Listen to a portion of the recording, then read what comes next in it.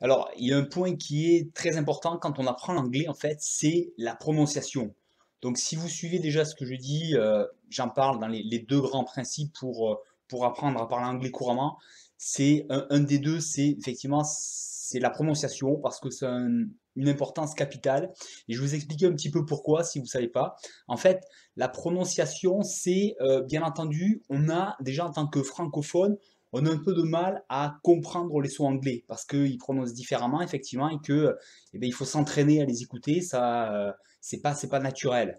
Donc voilà, il y a un entraînement pour reconnaître les sons, mais ce qui est encore plus important, j'ai envie de dire presque, c'est de s'entraîner, nous, à les prononcer.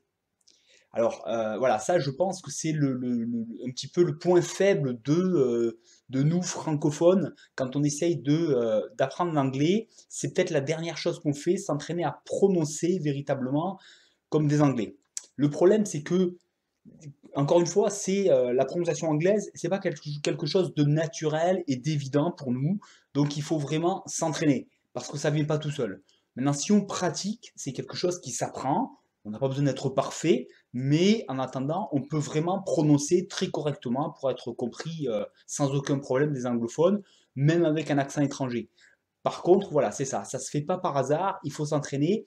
Et en fait, c'est bien plus important que simplement être capable de parler, mais c'est déjà très important parce que bah, si vous apprenez à parler une langue et qu'on ne vous comprend pas quand vous parlez, ça sert à rien. Et si vous n'êtes pas entraîné sur la prononciation, eh bien, j'ai envie de dire, vous perdez votre temps, vous arriverez très difficilement à communiquer rien qu'à cause de ça. Donc, encore une fois, toute la partie théorique, là, c'est très bien, mais il faut mettre en pratique et il faut savoir, il faut être capable de mettre en pratique. C'est capital, c'est fondamental parce que, voilà, c'est là un petit peu toujours où je reviens, c'est que le problème, c'est que la façon dont on a étudié bien souvent l'anglais à l'école, ça reste très théorique. C'est des cours très théoriques. On a rempli, on a fait beaucoup d'interrogations écrites. C'est très bien, mais le problème, c'est qu'une langue, avant tout, ça se parle. Et si on n'est pas capable de la parler, ben voilà, on a perdu 90% de son intérêt. Donc bon, à moins que vous ayez vraiment un besoin que pour lire, écrire, et encore peut-être même que lire l'anglais, c'est très spécifique dans ce cas-là. Mais en général, ce qu'on veut, c'est être capable de communiquer et bien sûr, communiquer, ça veut dire être capable non seulement de comprendre à l'oral et de parler aussi. Donc la prononciation, déjà, pour pouvoir s'exprimer, c'est fondamental. Mais il y a un deuxième aspect qui est très important, c'est que comme je l'ai dit, reconnaître les sons anglophones, c'est pas naturel, il faut aussi s'entraîner. Or, comment vous allez être capable véritablement de vous familiariser avec ces sons, de mieux les comprendre? Et quand je dis les comprendre, c'est pas intellectuellement. C'est être capable de mieux les comprendre, il faut que le cerveau les reconnaisse, il faut que ce soit familier pour le cerveau. Comment on fait? Eh bien, on se les approprie, les sons. Et comment on va se les approprier? Eh bien, justement, en les prononçant.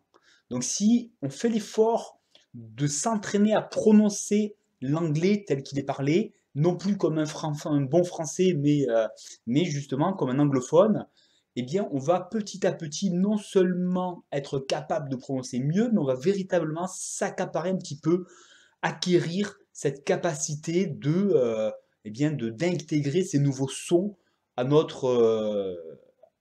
à notre vécu global et donc de les reconnaître aussi.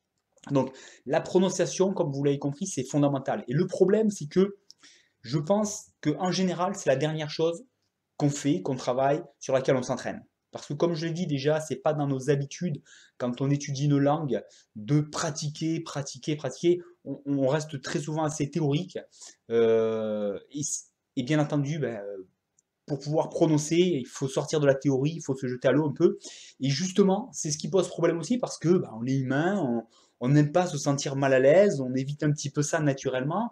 Sauf que quand on veut apprendre quelque chose, forcément, au début on ne sait pas, et quand on ne sait pas, eh bien forcément on se sent mal à l'aise. Si vous apprenez à faire du vélo, quand on était petit, on a appris à faire du vélo, on était mal à l'aise sur le vélo, on tombait, on n'avait pas l'équilibre. Mais c'est comme ça qu'on a appris.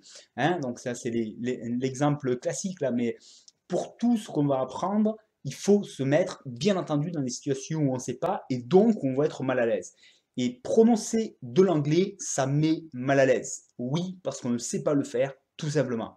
Mais c'est normal, c'est le passage normal.